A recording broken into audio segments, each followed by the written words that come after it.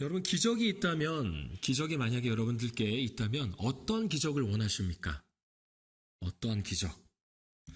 지금 내 해결되지 않는 현실적인 문제가 해결되거나 원하는 것들이 이루어지는 것을 아마 기적으로 원하실 겁니다. 현대의학으로도 고칠 수 없던 병이 낫거나 도저히 벗어날 수 없는 경제적 어려움에서 부유해지거나 관계의 상처로 인해 힘들었는데 단번에 회복되거나 한다면은 우리는 그것을 기적이라고 말합니다. 기적. 내 자식이 또는 손주가 분명 명문대에 갈 머리가 아닌데 명문대에 갔어요. 그것을 뭐라고 하죠? 기적이라고 합니다. 야, 넌 정말 기적이다. 기적이라고도 할 수 있겠죠. 지금 내 옆에서 예배하는 사람, 지금 이 자리에 있는 것 자체가 기적입니다. 기적. 기적. 저도 기적을 경험한 적이 있습니다. 10년 전에, 딱 10년이 됐어요. 10년 전에 선교대학원 졸업여행으로 중국 신장에 있는 우루무치라는 곳에 다녀왔습니다. 당시 총무로 담당하던 그 선교사님께서 본인이 이제 못 가게 됐어요. 그래가지고 총무를 누가 할 거냐 하면서 제가 했으면 좋겠다라는 거예요. 제가 총무를 이어받았을까요? 안 받았을까요? 받았습니다. 왜냐하면은 총무를 하면 비행기 값을 내지 않아도 됐기 때문입니다. 돈을 아끼려고 총무를 했습니다. 무엇보다 비행기 티켓팅을 다 이미 선교사님이 다 해놨어요. 그래서 현지 선교사님과 연락하면서 일정만 조율하고 그리고 약 20명 되는 사람들에게 공지만 잘해주면 되었습니다. 현지 일정이 다 맞춰지고 이제 토요일이 되었습니다. 토요일 아침이 돼서 선교사님이 운영하시는 태권도장에서 모여서 예배를 드렸습니다. 그리고 9시 30분이 돼서 버스를 타고 공항으로 향합니다. 현지 선교사님이 비행기 시간표를 다시 한번 확인하겠다고 하시면서 비행기 표를 보셨습니다. 놀랐습니다. 왜냐하면 비행기 시간은 12시로 알았는데 알고 봤더니 10시에 비행기가 뜨는 거예요. 그리고 저희는 9시 30분에 출발을 했죠. 부랴부랴 공항에 도착했습니다. 비행기가 떴을까요? 아니면 그대로 있었을까요? 아니에요. 현실은 그렇지 않아요. 놓쳤어요. 저는 망했습니다. 다른 비행기를 알아봐도 자리는 부족했습니다. 함께했던 20명의 사람들은요, 저를 비롯해서 대부분 부교육자이거나 담임 목사님 또는 선교사님 또는 사모님이었어요. 그러니 다음 날이 토요일 다음이 뭐예요? 주일 또는 일요일이라고 하죠. 사역을 해야 되잖아요. 가서 설교를 해야 되고 큰일 났습니다. 그 모든 부담감은 저에게로 향했습니다. 20명 되는 사람들의 시간적 그리고 금전적인 또 비행기를 또 티켓팅을 해야 되잖아요. 그 책임이 누구한테 있어요? 총무인 저에게 있는 거예요. 부담감이 엄청 컸습니다. 선교사님이 항공사 직원에게 여러 차례 이야기를 합니다. 제 마음은 조마조마해요. 그러던 선교사님이 오셔서 이렇게 말씀하시는 겁니다. 목사님, 기적입니다. 중국에서는 이런 일이 없어요. 다음날 비행기로 잡아준다고 합니다. 우선은 금전적인 부담은 덜어냈어요. 하지만 이 시간적이고 사역적인 부담감이 있잖아요. 지금 저와 함께 있는 20명의 사람들은 다음날 각 교회로 향해서 말씀을 전하고 사역을 해야 되는 사람들이잖아요. 어떡합니까? 이분들이 각 교회에 전화를 합니다. 그런데 감사하게도 각 교회들이 다 이해를 해주시는 거예요. 괜찮다고, 오히려 하루 더 쉬다 오라고, 이왕 이렇게 된 김에 쉬고 오라고 다 이해를 해주셨습니다. 또 남은 경비가 있어서 호텔에서 하루 더 묵을 수 있게 되었습니다. 저는 정말 너무 감사했어요. 모든 게 너무 감사했습니다. 그래서 저에게는 이 일이 기적입니다. 기적이었어요. 기적의 사전적인 의미는 이렇습니다. 두 가지로 사전적 의미가 나오더라고요. 첫 번째는 상식으로 생각할 수 없는 기이한 일입니다. 상식으로 생각할 수 없는 기이한 일. 저에게는 상식으로 생각할 수 없는 기이한 일이 펼쳐진 것이죠. 또 하나는 신에 의해서 행해졌다고 믿어지는 불가사의한 현상입니다. 이거는 하나님이 하셨다밖에 믿을 수가 없었습니다. 맞습니다. 기적입니다. 기적은요, 하나님의 일하심, 기적의 뜻처럼 신에 의하여 행해졌다라는 것처럼 하나님의 일하심, 하나님의 역사가 바로 기적입니다. 그렇다면 기적, 하나님의 일하심은 어떻게 이루어지는 것일까요? 무엇보다 오늘 본문을 보면 여호수아와 이스라엘 백성은 하나님이 주신 땅에, 그 중에서도 여리고성에 이제 들어가려고 합니다. 쉽게 말해서 여리고성을 함락시키려고 해요. 전쟁을 해야 되는 것이죠. 1절에 여리고성의 상황을 말해줍니다. 우리 1절 말씀, 여리고성의 상황 어떤지 함께 읽어보겠습니다. 이스라엘 자손들로 말미암아 여리고는 굳게 닫혔고 출입하는 자가 없더라. 지금 이스라엘은요, 여리고성 앞에인 여리고 평지에 진을 쳤어요. 그리고 여리고성 사람들은 성 밖에 있는 이스라엘 백성들을 보면서 두려워하고 있습니다. 이스라엘 백성들에 대한 소식을 이미 들었거든요. 그래서 어떻게 했다고 해요? 굳게 닫혔고, 철통같이 문을 걸어 잠근 것입니다. 출입하는 자가 없더라. 나가는 사람도 없고요, 들어가는 사람도 없는 거예요. 정말 난공불락의 요새인 거죠. 함락시킬 수 없는 그러한 성입니다. 그런데 하나님이 주시기로 약속하셨다라는 겁니다. 이어서 2절 말씀 함께 읽어보겠습니다. 여호와께서 여호수아에게 이르시되 보라, 내가 여리고와 그 왕과 용사들을 내 손에,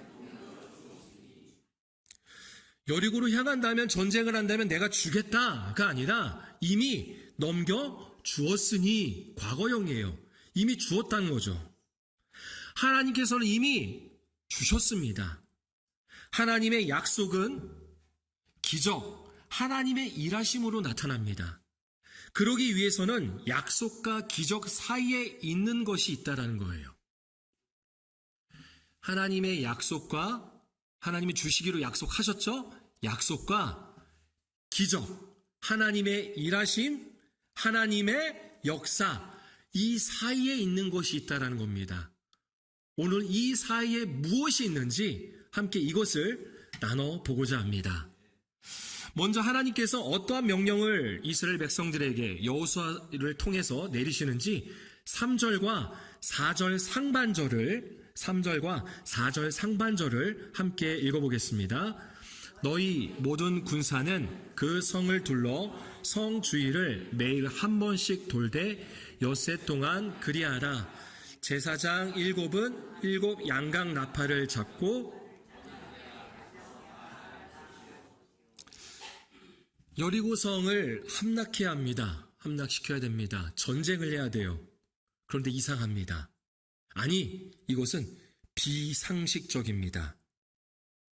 하나님께서 여호수아에게 어떻게 여리고성을 함락할 건지, 어떻게 전쟁을 해야 하는지 명령하시는데, 여리고성 주위를 하루에 한 번씩 6일 동안 돌라고 명령하십니다. 7명의 제사장은 양각 나팔을 불면서, 그리고 언약궤 앞에서 행진하라는 거예요. 아무리 봐도 이것은 전쟁에 임하는 태도가 아닙니다. 여러분, 여리고성 사람들은 이스라엘 백성들을 두려워했습니다. 자신들의 성문을 걸어 잠글 정도로, 나가는 사람도 없고 들어오는 사람도 없을 정도로 이스라엘 백성들을 두려워했습니다.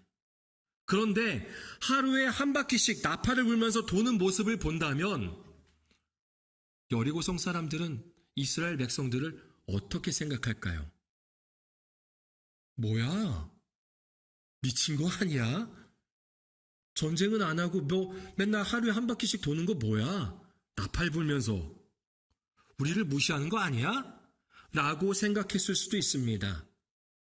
아니면 중간에 그들이 공격을 해 올 수도 있겠죠. 자, 6일 동안은 이렇게 여리고성을 한 바퀴씩 도는 겁니다. 그리고 7일째는 어떻게 하라고 명령하시는지 4절 하반절과 5절 말씀을 함께 읽어보겠습니다. 일곱째 날에는 그 성을 7번 돌며 그 제사장들은 나팔을 불 것이며 제사장들이 양각 나팔을 길게 불어 그 나팔 소리가 너희에게 들릴 때에는 백성은 다 큰 소리로 외쳐 부를 것이라. 그리하면 그 성벽이 무너져 내리리니 백성은 각기 앞으로 7일째는 여리고성을 몇 번 도는 거예요? 7번. 7바퀴를 돈다는 겁니다. 그리고 나서 제사장들이 양각 나팔을 길게 불면은 백성들은 어떻게 하는 거예요? 큰 소리로 외치는 거예요. 함성을 지르는 것이죠. 그렇게 되면은 성벽이 무너진다라는 겁니다. 아무리 봐도 이해가 되지 않아요. 이런 기이한 방법을 택하신 하나님이 이해가 되지 않고요. 또 이걸 그대로 백성들에게 전하는 여호수아도, 지도자인 여호수아도 이해가 되지 않습니다. 비상식적인 하나님과 비상식적인 지도자 여호수아입니다. 여러분, 여리고성은 한번 보여주실까요? 고고학자들에 의하면 이렇다고 합니다. 고고학 자료에 의하면 여리고성의 둘레가 약 600m 정도 된다고 합니다. 인구는 1,500에서 2,000명 정도 된다고 해요. 둘레가 약 600m 정도 되려면요, 초등학교나 중학교 그 정도 면적이라고 생각하시면 돼요. 학교 전체 면적보다 살짝 넓다, 라고 생각하시면 됩니다. 지금이야, 별거 아니네, 작네, 라고 생각할 수 있는데요. 지금은 도시들이 다 이렇게 크지만 그 당시에는 도시가 이 정도로 크진 않았습니다. 도시의 인구도 적었고요.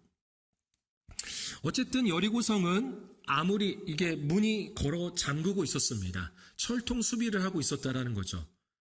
그래도 아무리 그들이 걸어 잠근다 하더라도, 철통 수비를 한다 하더라도 하나님은 하실 수 있어요, 없어요? 하나님은 하실 수 있습니다. 하나님은 하실 수 있어요. 그런데 이런 방식 말고 이렇게 여리고를 하루에 한 바퀴씩 6일 동안 돌다가 7일째는 7바퀴를 돌면서 함성을 지르는 거, 이런 거 말고 다른 방법을 하시면 더 좋잖아요. 예를 들어서 광야에서 불기둥으로 인도하셨잖아요. 그 불기둥을 보내서 그냥 하루에 단번에 그냥 여리고성을 불태워버리면 훨씬 간편하고 멋있잖아요. 아니면 40년 전에 애굽에서 보여주셨던 10가지 재앙을 나타내신다면 훨씬 멋있고 또 간편하잖아요. 훨씬 빠릅니다. 7일 동안 비상식적인 방법 말고 기적 같은 능력으로 하루 만에 끝내실 수 있는 분이 하나님이십니다. 그런데 그렇게 하지 않는다라는 거예요. 여러분, 이렇게 하는 전쟁을 보신 적이 있습니까? 최근에 전 세계 가운데 전쟁들이 좀 있었잖아요. 이런 전쟁은 없습니다. 그리고 전쟁은 이렇게 해서는 안 되는 거예요. 하나님은 왜 이러한 명령을 내리시는 걸까요? 하나님이 너무 비상식적이게 보입니다. 때론 하나님은 우리에게도 이러한 비상식적인 행동을 요구하십니다. 몸이 아픈데요, 봉사, 헌신의 길로 인도하십니다. 가뜩이나 없는 상황에서도요, 그 작은 것을 드리게 하십니다. 불편한 관계인데 함께하게 하시며 또 빨리 결정하고 움직여야 되는 상황인데도 불구하고 주 앞에 나와 엎드려 기도하게 하십니다. 비상식적입니다. 전쟁에 있어서 하나님의 이러한 명령은요, 비상식적입니다. 이어서 보면 여호수아는 이스라엘 백성에게 명령하는데 이 또한도 이해가 되지 않습니다. 우리 10절 말씀, 10절 함께 읽어보겠습니다. 여호수아가 백성에게 명령하여 이르되 너희는 외치지 말며 너희 음성을 들리게 하지 말며 너희 입에서 아무 말도 내지 말라. 그리하다가 내가 너희에게 명령하여 외치라 하는 날에 외칠지니라 하고, 세 가지를 명령합니다. 먼저 세 가지를 명령하는데요. 외치지 말라, 그리고 음성을 들리게 하지 말라, 그리고 아무 말도 내지 말라. 다 같은 의미예요. 같은 의미죠. 외치지 말라, 음성을 들리게 하지 말라, 말을 하지 말라라는 겁니다. 외치지 말라는 것은요, 아무리 믿음이 좋아도, 믿음이 좋으면 어떨까요? 야, 이거 하나님이 주셨어, 이 성. 그냥 지금 외치자! 라고 할 수도 있어요. 믿음이 너무 좋아서 성급할 때도 있다는 거죠. 그래서 그러한 승리의 외침을 하지 말라는 거예요. 또 여호수아는 이미 알았습니다. 이 백성이 어떠한 백성인지. 아니, 사람이라면 다 똑같다라는 거예요. 분명히 불평과 원망이 나온다라는 거죠. 도대체 왜 여리고성을 돌아야 되는 거야? 그리고 돌 거면은 좀 잘 도는 사람들로 구성해서, 달리기 빠른 사람으로 구성해서 그런 사람이 돌면 되지, 꼭 이렇게 돌아야 돼? 제사장들이 양각 나팔을 불고 저 무거운 언약궤를 메고 왜 돌아야 되는 거야? 혹시 이러다가 여리고에서 먼저 우리를 치면 우린 어떻게? 라고 하는 불만과 불평이 나올 수 있다는 겁니다. 또 자신들의 지혜를 말할 수도 있겠다라는 사람들도 있을 겁니다. 이렇게 하면 안 돼. 우선 무기를 만들어야 돼. 전쟁은 이렇게 하는 거 아니야. 무기를 만들어야 돼. 훈련을 해야 돼. 그리고 전술을 짜야 돼. 여리고성을 돌기 전에 우리가 먼저 머리를 맞대서 회의를 해야 한다고 라고 말할 수도 있을 겁니다. 하지만 여호수아는 백성들에게 침묵의 순종을 요구합니다. 왜냐하면 하나님의 약속은 순종을 통해 기적으로 나타나기 때문입니다. 다시 한번 말씀드릴게요. 하나님의 약속은 순종을 통해, 침묵의 순종을 통해 기적으로 나타납니다. 하나님의 일하심, 하나님의 역사로 나타나는 거예요. 하나님의 약속은 그냥 이루어지는 것이 아닙니다. 순종의, 침묵의 순종을 통해 일어나는 겁니다. 우리에게 있어 침묵의 순종은요, 연단의 시간입니다. 우리에게 있어서 침묵은요, 훈련의 시간입니다. 인내의 시간입니다. 나를 내려놓는 것입니다. 내 생각과 지혜, 경험과 판단을 내려놓는 것입니다. 무너질 여리고 성벽처럼 내 자신이 무너지는 시간입니다. 그럴 때 기적이, 하나님의 일하심이, 하나님의 역사가 일어나게 됩니다. 오늘은 국수가 아니라 밥이라 하더라고요. 우리나라의 주식은 밥이죠. 쌀입니다. 혹시 쌀 농사 지어 보신 적 있으신가요? 벼농사 지어 보신 분도 있고, 짓지 않았다고 해서, 농사를 해보지 않았다고 해서 아예 모르는 건 아닐 겁니다. 왜냐하면 길 가다가 볼 수 있는 게 벼농사입니다. 모종마다 좀 다르긴 하지만 제가 인터넷을 검색해 보니까 비슷하더라고요. 벼농사의 기간은 이렇다고 합니다. 보통 4월 중순에서 5월 초에 모판 파종을 한다고 합니다. 육모라고도 하죠. 그리고 5월 말에서 6월 초가 되면 이양을 한다고 합니다. 흔히 말하는 모내기. 그리고 시간이 좀 지나서 좀 이르면은 8월 말부터 시작해가지고 10월 중순까지 해서 이 벼를 수확한다고 합니다. 심었다고 해서 바로 거두는 게 아니죠. 심었다고 해서 바로 거두는 게 아닙니다. 제가 지금 아주 짧게 1분도 안 되는 시간 동안 쌀 농사에 대해서 아주 간추려서 설명을 했지만, 실제로는 약 5개월에서 6개월 동안, 아니 이것을 계획하는 시간까지 따진다면 더 긴 시간 동안 농부의 생각과 정성과 손길이 들어갑니다. 요즘에는 다 기계가 한다고 하죠. 장비들이 한다고 하는데, 그 장비를 돌리고 또 하는 기술조차도, 어쨌든 그 장비의 도움조차도 필요하게 된다는 것이죠. 기다림의 시간이 필요합니다. 때로는 예상치 못한 날씨와 환경이 주어져서 힘들 때도 있습니다. 그래도 기다려야 합니다. 기다려야 합니다. 불평과 불만을 할 필요가 없습니다. 말없이 그저 쌀을 수확할 때까지 그렇게 순종하듯 행동하면서 기다려야 하는 것입니다. 기적도 그렇습니다. 하나님께서 약속하신 것이 있다면 그 약속이 바로 주어지는 것이 아니라 우리의 순종, 침묵의 순종을 통해서 기적으로 나타나는 것입니다. 하나님은 그렇게 일하시고 하나님은 그렇게 역사하십니다. 여러분, 지금 상황과 환경에서 하나님의 약속이 보이지 않는 것 같아 보여도요, 포기해서는 안 되는 거예요. 불평과 원망을 해서는 안 되는 거예요. 지금 이 자리에 있는 것처럼, 이 자리에서 예배하는 것처럼 이 침묵의 순종을 통해서 하나님의 약속이 실현되는 기적을 맛보는 저와 여러분이 되기를 소망합니다. 하나님의 기적, 일하심, 역사는 순종을 통해서 일어납니다.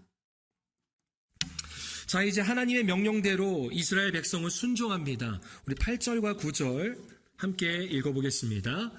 여호수아가 백성에게 이르기를 마침에 제사장 7은 양각 나팔 7을 잡고 여호와 앞에서 나아가며 나팔을 불고 여호와의 언약궤는 그 뒤를 따르며 그 무장한 자들은 나팔 부는 제사장들 앞에서 행진하며 후군은 궤 뒤 따르고 제사장들은 나팔을 불며 행진하더라. 아멘. 자, 이스라엘의 행렬은 이렇습니다. 맨 앞에 군사들이 있고요. 그 다음에는 제사장들이 있습니다. 제사장들이 7 양각 나팔을 불면서 행진하는 것입니다. 그리고 그 뒤로는 여호와의 언약궤, 8절 말씀에 보니까 여호와 앞에서 그리고 여호와의 언약궤는 이라고 했는데, 즉 여호와와 여호와의 언약궤를 같은 거로 보고 있는 거예요. 똑같이 이야기하고 있는 것입니다. 다시 말해서 언약궤가 상징하는 것은 여호와, 하나님의 임재를 상징하는 거예요. 하나님의 약속을 의미한다는 것입니다. 여러분, 그렇다면 이게 뭘까요? 이게 뭘까요? 악기의 찬양이 있고요. 나중에는 백성들의 함성이 있게 됩니다. 이게 바로 예배인 것입니다. 예배. 하나님의 말씀에 순종하며 나아가고, 하나님의 언약궤가 그 중심에 있는 거예요. 행렬의 중심에 있습니다. 그렇듯 하나님이 중심에서 계시며 하나님을 찬양하는 바로 예배인 것입니다. 이들은 순종을 통해 예배하고 있는 것입니다. 하나님은 약속하신 것을 예배를 통해 기적으로 나타내십니다. 하나님의 일하심과 역사가 그렇게 일어나는 거예요. 무엇을 통해서요? 예배를 통해서 말입니다. 20절 말씀, 어떠한 기적이 일어나는지 20절 말씀 함께 읽어보겠습니다. 이에 백성은 외치고 제사장들은 나팔을 불매 백성이 나팔 소리를 들을 때 크게 소리질러 외치니 성벽이 무너져 내린지라. 백성이 각기 앞으로 나아가 그 성에 들어가서 그 성을 점령하고 여리고 성벽이 무너져 내렸습니다. 이스라엘 백성들이 한 것은요, 순종에 의해서 7일 동안 예배한 거예요. 예배. 하나님의 말씀대로 순종하며 그들은 예배한 것입니다. 하나님의 말씀에 순종했고 양각 나팔로 찬양하며 마지막 7일째는 하나님이 주신 승리를 함성으로 외쳤습니다. 찬양인 것이죠. 그 중심에는 하나님의 약속과 하나님의 임재가 있었습니다. 언약궤가 있는 것입니다. 하나님의 약속은 이렇듯 예배를 통해서 기적으로 일어납니다. 굳게 닫혔던 여리고 성벽이 무너졌습니다. 여러분, 세상 사람들이 볼 때는요, 지금 이 시간 우리가 하는 이 예배는요, 비상식적인 거예요. 너무나도 비상식적인 거예요. 예배는요, 그들에게 있어서는 무의미한 소모입니다. 무의미한 소모예요. 아유, 그 시간에 차라리 돈이나 더 벌지. 야, 좀 그 시간에 차라리 쉬어야지. 공부를 더 해야지. 사람들을 더 만나고, 야, 즐겨. 좀 누려야지 뭐 하는 거야. 라고 말하지만 우리에게 있어서 예배는 그렇지 않습니다. 하나님의 약속이 예배를 통해 내 안에 기적으로 나타납니다. 굳게 닫혔던 여리고 성과 같은 나의 세속적 자아가 무너져 내리는 거예요. 죄악된 나의 그 성이 무너져 내리는 것입니다. 그리고 이미 주신 하나님의 약속이 내 삶 속에서 펼쳐지는 것입니다. 세상이 줄 수 없는 평안과 위로, 소망과 구원이 펼쳐지는 거예요. 약속하신 하나님의 나라의 백성으로 살아가기를 소망합니다. 말씀을 정리합니다. 애니메이션 아시나요? 애니메이션. 만화입니다. 만화 중에 진격의 거인이라는 만화가 있습니다. 진격의 거인 1기 7화 작은 칼날 편에 보면요, 주인공 옐렌 에거가요 이런 말을 했어요. 이기면 산다. 하지만 싸우지 않으면 이길 수 없다. 만화 주인공이 그런 말을 했습니다. 이기면 산다. 하지만 싸우지 않으면 이길 수 없다. 맞습니다. 전쟁은요, 이겨야만 살 수 있습니다. 지면 죽는 거예요. 이겨야만 살 수 있습니다. 그리고 당연히 싸우지 않고는 이길 수 없습니다.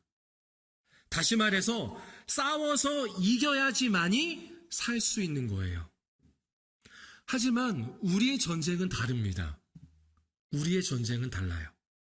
우리의 전쟁은 이미 하나님께서 이겨놓으신 그 싸움을 말씀의 순종함으로 받는 거예요.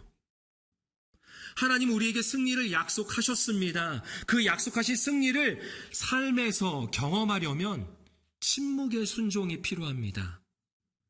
내 생각과 경험, 계획과 능력을 철저하게 내려놓는 순종을 통해서 우리는 기적을 맛볼 수 있습니다. 하나님이 일하시고 하나님이 역사하시는 그러한 기적을 우리의 삶 가운데서 경험할 수 있습니다. 사랑하는 성도 여러분, 지금 하나님의 약속이 보이지 않는다고 해서 포기하지 마십시오. 하나님이 우리에게 약속하신 것을 주시는 방식이 내 생각과 계획, 뜻과 경험과 다르더라도 우리는 순종해야 합니다. 그렇게 예배를 통해 세상 사람들이, 예수 믿지 않는 사람들이 이해하지 못하는 비상식적이라고 생각하는 이 예배를 통해 하나님의 기적을 삶에서 발견하고 누리는 모현제일교회 성도가 되시기를 축원합니다.